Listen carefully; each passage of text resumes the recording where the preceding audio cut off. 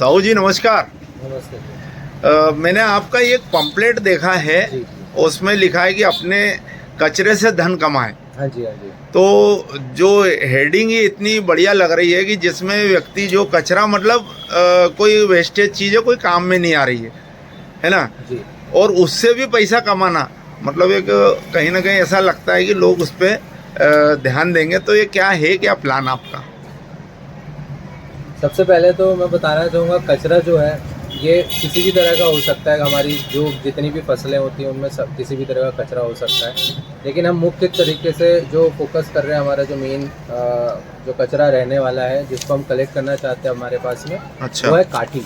जो अच्छा। कपास की काठी निकलती है, अच्छा। या सोयाबीन का जो कटगल निकलता है, हम्म। मिर्ची की भी काठियाँ निकलती हैं। हम्म। इसके अलावा जो हमारा गेहूँ और चना होता है, ये हम हमारे कचरे में इसको नहीं गेहूं लेते, चना नहीं खरीदोगे आप? वो नहीं खरीदते। और ये तुअर की जो अरहर की दाल की काठी आती है, उसका भी लिया जा ये सकता भी है। लिया जाता है। उसका भी लिया जा सकता मतलब कुल मिला के कपास की, तुअर की और चने की, नहीं है। चने की भी नहीं है, चने की। कपास तुअर और तीसरी क्या आइटम है? कपास हो गया, तुअर हो गया, कटगल हो गया, मिर्ची की कटहल। काठी हो गई, अच्छा, मिर्ची की काठी भी लोगे? धान का कचरा हो गया, ये सारी चीज़ें हम ये सारी चीज़ें कलेक्ट करोगे आप? तो इससे पैसे का कैसा क्या है? इसका ऐसा रहने वाला है कि जो किसान भाई हमारे, अगर हम अपनी जो फसल है अपने खेत से निकाल के हमारे पास लेके आते हैं, अच्छा। तो उनको प्लांट पर एक उचित प्राइस दिया जाएगा, जो कि लगभग ₹1.25 के हिसाब से होगा। अच्छा। लगभग 1.25 के आसपास अच्छा। रहेगा। अच्छा। और अगर किसान भाई ये चाहते हैं कि हम उनके पास आके जो काटी वहीं रहती से है, खरीदे, खेत से ही अगर आप उठाते हो, खेत तो का भी अगर ट्रांसपोर्टिंग का पैसा आपका लगेगा, या किसान देना चाहते तो किसानों का लगेगा? हम ट्रांसपोर्टेशन, अगर जैसे हम आके उठा रहे हैं आपके हाँ, पास से, हाँ। तो ट्रांसपोर्टेशन का जो खर्चा होगा कट जाएगा, नहीं तो किसानों को ट्रांसपोर्टेशन का भी पैसा मिलेगा। मिलेगा अगर लेके आते हैं तो। अच्छा। और जो ट्रांसपोर्टेशन का खर्चा है, मैं उसको सिर्फ ये नहीं बोलूँगा कि सिर्फ ट्रांसपोर्टेशन का खर्चा है वो, अच्छा। उसमें उनको मुनाफा भी ज़्यादा होगा। अच्छा। जैसे ₹1 पे 70 या 75 पैसे आसपास अच्छा। हम लोग जैसे खरीदते हैं अगर, तो ये अभी अपन ने शुरुआत कहाँ की है? पुनासा तहसील में? पुनासा तहसील में अटूट खास जो गांव है, अच्छा। उससे जब हम दुड़गांव रोड पर जाते हैं तो अच्छा। बीच में 1 किलोमीटर आगे अटूट खास से अच्छा। आपको बाएं तरफ आपको फैक्ट्री दिख जाएगी। तो पुनासा तहसील में एक ही प्लांट है आपका, कि और भी डालोगे उसमें? पुनासा में पहला है हमारा। अच्छा। इससे पहले हमारे भोपाल तरफ भी रह चुके हैं। अच्छा, पुनासा में पहला। पुनासा में पहला है। पुनासा तहसील में ये तो जगह का सिलेक्शन किस हिसाब से करा आपने? जगह का सिलेक्शन, बहुत अच्छा सवाल पूछा आपने। क्या हम पर्यावरण के साथ में काम करना चाहते हैं? हम नहीं चाहते कि हम पर्यावरण को भी दूषित करें, नुकसान दें अपनी तरफ से। तो हमने सबसे पहले इसी तरीके से शुरुआत की थी कि जो ज़मीन है हम लेना चाह रहे हैं अपनी प्लांट बनाने के लिए, इंडस्ट्री बनाने के लिए, वो हम ये नहीं चाहते थे कि वो किसी भी तरह से पीबत ज़मीन हो, जो खेती वाली ज़मीन हो। क्योंकि खेती वाली ज़मीन पे अगर हम ये काम करेंगे तो वहाँ खेती हो सकती थी, जो वो नहीं हो पाएगी अब। अच्छा। तो इस वजह से हमने जो ज़मीन चुनी है इस समय, वो एक पड़त ज़मीन है, वहाँ पे पत्थर है ज़मीन के नीचे।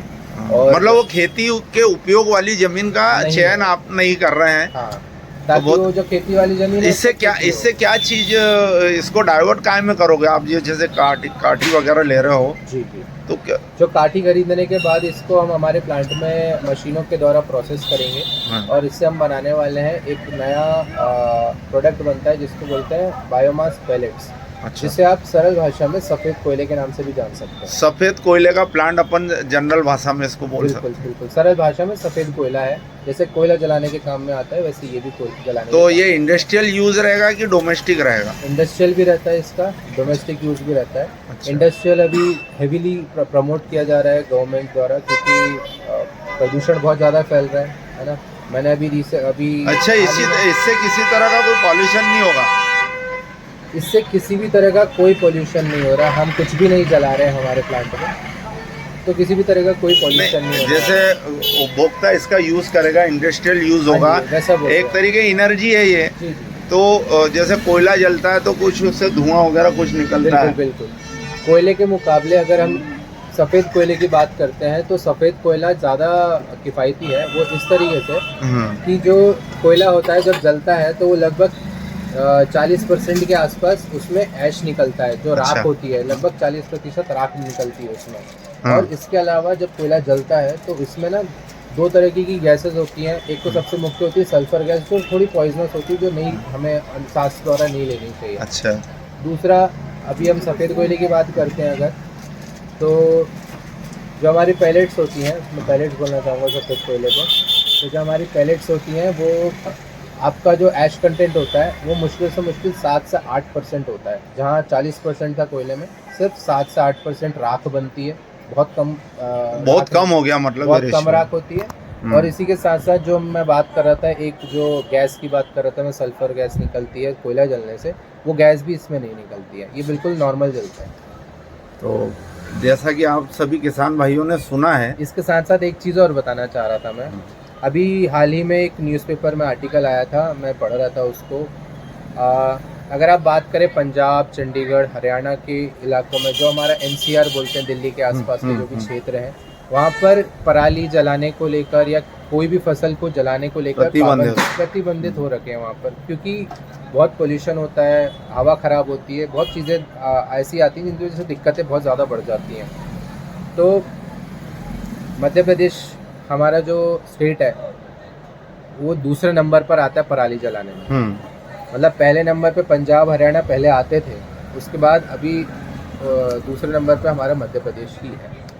तो हम यही चाहते हैं कि हम इसमें सहयोग कर सकें कि भाई जो हमारी काठी है, जो आप लोग अभी जला देते हैं, उसका हम इस तरीके से उपयोग करें, और दूसरा आपको इसका पैसा भी मिलेगा। तो किसान भाइयों, आपने सुना, साहू जी ने बहुत ही विस्तार से ये चीज़ें बताई है, और तकरीबन मुझे ऐसा लगता है कि आप लोग अपने खेती का ये वेस्टेज किसी काम में नहीं आता है, या मेड़ पे लगा देते हैं और वो भी सड़ गल के ख़राब हो जाता है, आपको इसका पैसा मिलेगा। तो आप सभी किसान भाई जो भी इस वीडियो को देख रहे हैं, सुन रहे हैं, साहू जी से संपर्क करें। मैं नंबर इनका इस वीडियो के साथ शेयर कर रहा हूँ। धन्यवाद। Thank you.